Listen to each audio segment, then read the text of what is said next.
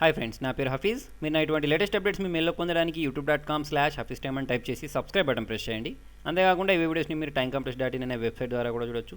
మీరు చూడడమే కాకుండా ఈ వీడియోస్ని మీరు మీ ఫ్రెండ్స్తో పాటు కూడా షేర్ చేయండి. ఓకే, సో ఫ్రెండ్స్ చూడండి, ఇవాళ వీడియోలో మనం మన యూట్యూబ్లో ఉండే వీడియోస్ని అన్నిటిని బ్యాకప్ ఎలా తీసుకోవచ్చో చెప్తాను.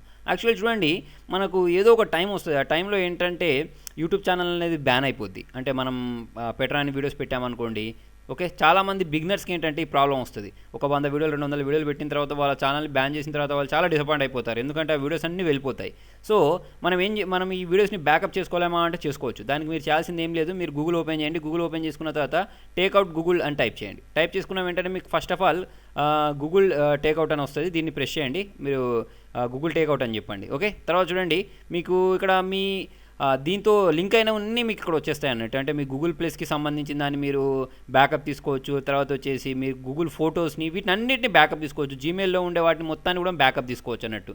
ఓకే, సో మనకు కావాల్సింది ఏంటి? యూట్యూబ్. సో ఏంటంటే ఇక్కడ మనకు ఈ సెలెక్ట్ నన్ ప్రెస్ చేస్తే ఇవన్నీ డీసెలెక్ట్ అయిపోతాయి. మనకు కావాల్సింది ఏంటి? ఒక యూట్యూబ్. కాబట్టి యూట్యూబ్ ఒక్కదాన్ని ఆన్ చేసుకోండి. ఆన్ చేసుకొని నెక్స్ట్ బటన్ ప్రెస్ చేయండి. నెక్స్ట్ బటన్ ప్రెస్ చేసుకున్న తర్వాత దీన్ని ఏ ఫార్మాట్లో సేవ్ చేయాలనుకుంటున్నారు అంటే మనం జిప్ ఎక్కువ యూజ్ చేస్తూ ఉంటాం కాబట్టి జిప్ పెట్టుకోండి. ఓకే, దీని అంతా ఎంత సైజు ఉంటుంది, మీ వీడియోస్ అన్ని సైజు కలిపి ఎంత సైజు ఉంటుంది ఇక్కడ సెలెక్ట్ చేసుకోండి. నాది ఏంటంటే దాదాపు ఒక 10 GB దాకా ఉండొచ్చు. సో 10 GB అని తీసుకున్నాను.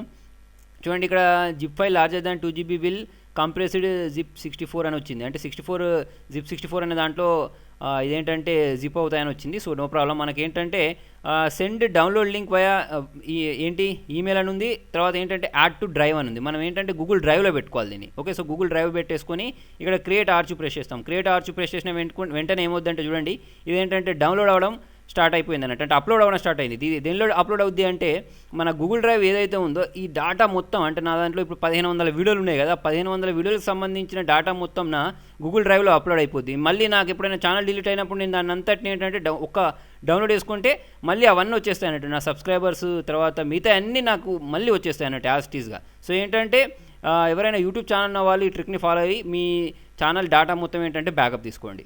ఓకేనా?